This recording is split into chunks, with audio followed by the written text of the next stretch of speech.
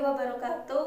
Alhamdulillahirrahmanirrahim. Pada kesempatan kali ini kita masih bisa berjumpa kembali walaupun dengan sistem kuliah daring. Langsung saja kami dari kelompok 3 akan memaparkan hasil diskusi dari kelompok kami, yaitu tentang informasi dalam organisasi dakwah. Sebelumnya perkenalkan, nama saya Eka Susrinisi sebagai moderator dan rekan saya Berliana Putri Raharjo dan Devi Dwiana Putri sebagai pemateri. Kepada pemateri saya persilahkan untuk memaparkan materinya. Assalamualaikum warahmatullahi wabarakatuh. Saya Berliana Putri Raharjo, anggota dari kelompok 3 dan pemateri 1 akan menyampaikan materi yang bertemakan informasi dalam organisasi dakwah. Langsung saja yang pertama yaitu pengertian informasi sendiri. Menurut Kamus Besar Bahasa Indonesia, informasi adalah pengumpulan pengolahan data untuk memberikan pengetahuan atau keterangan.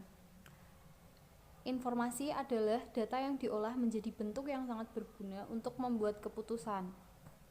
Selain itu juga, sistem informasi juga bisa diartikan sebagai kumpulan dari subsistem yang saling terintegrasi dan berkolaborasi untuk menyelesaikan masalah tertentu dengan cara mengolah dengan alat yang namanya komputer, sehingga memiliki nilai tambah yang bermanfaat bagi para pengguna.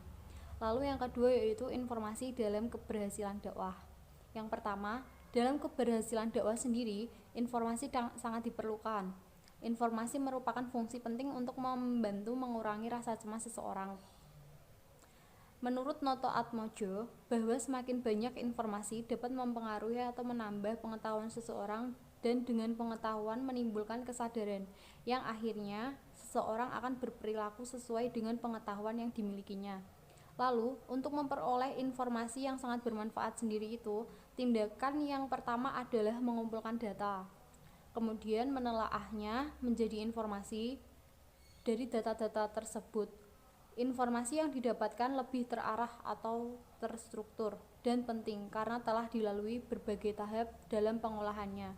Di antaranya yaitu pengolahan data-data yang terkumpul dan menemukan informasi. Lalu ada sistem informasi pemasaran. Sistem informasi pemasaran merupakan suatu yang terdiri dari orang-orang, peralatan, dan prosedur-prosedur untuk mengumpulkan, menyortir, menganalisis, mengevaluasi, dan mendistribusikan informasi yang tepat waktu, akurat, dan dibutuhkan kepada para pembuat keputusan sendiri. A. Rencana strategi pemasaran perusahaan. Keberhasilan strategi pemasaran yang diterapkan oleh perusahaan tergantung pada analisa dan pengamatan yang cermat oleh perusahaan terhadap faktor-faktor yang dapat mempengaruhi strategi pemasaran perusahaan. Ciri penting rencana strategis pemasaran perusahaan ini adalah sebagai berikut. 1. Titik tolak penyusunannya melihat perusahaan secara keseluruhan. Diusahakan dampak kegiatan yang direncanakan bersifat. Lalu akan dilanjutkan oleh pemateri 2 yaitu Mbak Devi Dwiana Putri. Assalamualaikum warahmatullahi wabarakatuh. Di sini saya akan menjelaskan materi yang telah kami diskusikan, yaitu tentang informasi dalam organisasi dakwah yang sebelumnya telah disampaikan oleh Mbak Berliana. Saya sendiri Devi Dwiana Putri NIM 43020180029 akan menjelaskan tentang faktor-faktor yang mempengaruhi strategi pemasaran. Dalam suatu faktor sistem pemasaran, yaitu ada dua faktor yang mempengaruhi sistem pemasaran, yaitu yang pertama lingkungan mikro perusahaan dan yang kedua lingkungan makro perusahaan. Dalam lingkungan mikro perusahaan itu terdiri dari para pelaku dalam lingkungan yang langsung berkaitan dengan perusahaan yang mempengaruhi kemampuan untuk melayani pasar. Itu terjun langsung ke lapangan, yaitu yang pertama perusahaan, yang kedua pemasok atau supplier, para pelanggan, para perantara pemasaran, para pesaing, dan masyarakat umum. Sedangkan dalam lingkungan makro perusahaan itu terdiri dari kekuatan-kekuatan yang bersifat kemasyarakatan yang lebih besar dan mempengaruhi semua pelaku dalam lingkungan di suatu perusahaan. Itu terdiri dari lingkungan demografis, lingkungan ekonomi, lingkungan fisik, lingkungan teknologi, dan lingkungan sosial budaya. Selanjutnya ke sistem informasi. Sistem informasi itu sendiri adalah kombinasi dari teknologi informasi dan aktivitas orang-orang yang menggunakan teknologi itu untuk mendukung operasi dan manajemen. Selain itu, asumsinya adalah bahwa anggota-anggota organisasi atau perusahaan hendaknya lebih terbuka terhadap informasi yang datangnya dari dalam maupun dari luar organisasi. Di dalam sistem informasi itu ada beberapa syarat. Yang pertama yaitu ketersediaan atau available. Sudah barang tentu, syarat yang mendasar bagi suatu informasi adalah tersedianya informasi itu sendiri.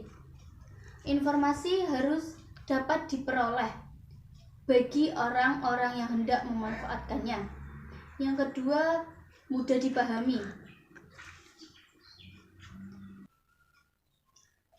Dalam perusahaan, informasi harus mudah dipahami oleh pembuat keputusan, baik itu informasi yang menyangkut pekerjaan rutin maupun keputusan-keputusan yang bersifat strategis.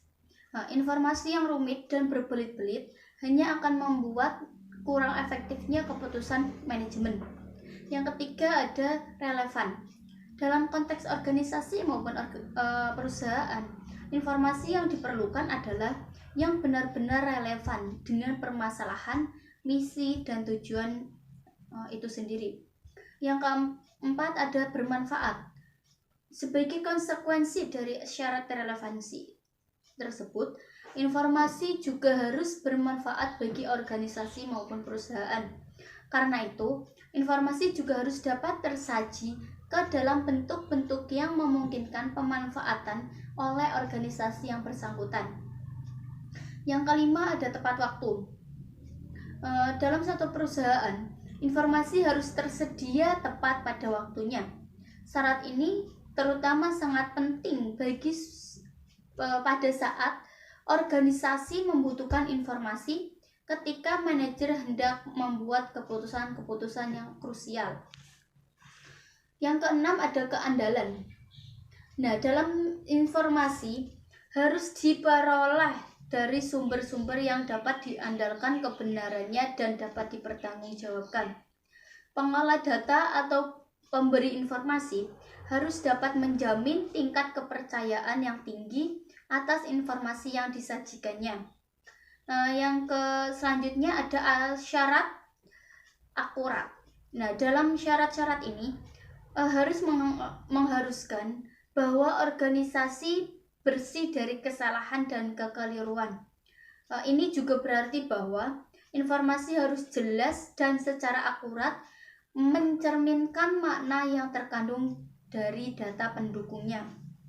Dan yang terakhir ada konsisten. Nah, syarat ini merupakan syarat yang paling penting bagi dasar pengambilan keputusan, karena informasi tidak boleh mengandung kontradiksi di dalam penyajiannya. Sekian presentasi dari saya. Apabila ada salah saya mohon maaf. Wabillahi taufiq wal hidayah wa ridha wal inayah. Wassalamualaikum warahmatullahi wabarakatuh. Informasi yang rumit dan berbelit-belit hanya akan membuat kurang efektifnya keputusan manajemen. Yang ketiga ada relevan. Dalam konteks organisasi maupun perusahaan, informasi yang diperlukan adalah yang benar-benar relevan dengan permasalahan, misi, dan tujuan itu sendiri. Yang keempat ada bermanfaat. Sebagai konsekuensi dari syarat relevansi tersebut, informasi juga harus bermanfaat bagi organisasi maupun perusahaan. Karena itu, informasi juga harus dapat tersaji ke dalam bentuk-bentuk yang memungkinkan pemanfaatan oleh organisasi yang bersangkutan. Yang kelima ada tepat waktu. Dalam satu perusahaan, informasi harus tersedia tepat pada waktunya. Syarat ini terutama sangat penting bagi pada saat organisasi membutuhkan informasi ketika manajer hendak membuat keputusan-keputusan yang krusial. Yang keenam ada keandalan. Nah, dalam informasi harus diperoleh dari sumber-sumber yang dapat diandalkan kebenarannya dan dapat dipertanggungjawabkan. Pengolah data atau pemberi informasi harus dapat menjamin tingkat kepercayaan yang tinggi atas informasi yang disajikannya. Yang selanjutnya ada syarat akurat. Nah, dalam syarat-syarat ini harus mengharuskan bahwa organisasi bersih dari kesalahan dan kekeliruan. Ini juga berarti bahwa informasi harus jelas dan secara akurat mencerminkan makna yang terkandung dari data pendukungnya. Dan yang terakhir ada konsisten.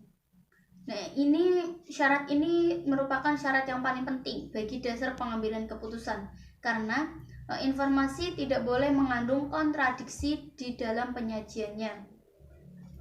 Sekian presentasi dari saya. Apabila ada salah saya mohon maaf. Wabillahi taufiq wal hidayah wa ridha wal inayah. Wassalamualaikum warahmatullahi wabarakatuh. Terima kasih kami sampaikan atas waktunya untuk Pak Hamzah selaku dosen mata kuliah Sistem Informasi dan teman-teman semuanya. Itu tadi pemaparan materi dari kelompok kami. Kurang lebihnya mohon maaf yang sebesar-besarnya apabila ada tutur kata atau kesalahan dari kelompok kami, baik disengaja maupun tidak disengaja. Billahi taufiq wal hidayah. Wassalamualaikum warahmatullahi wabarakatuh.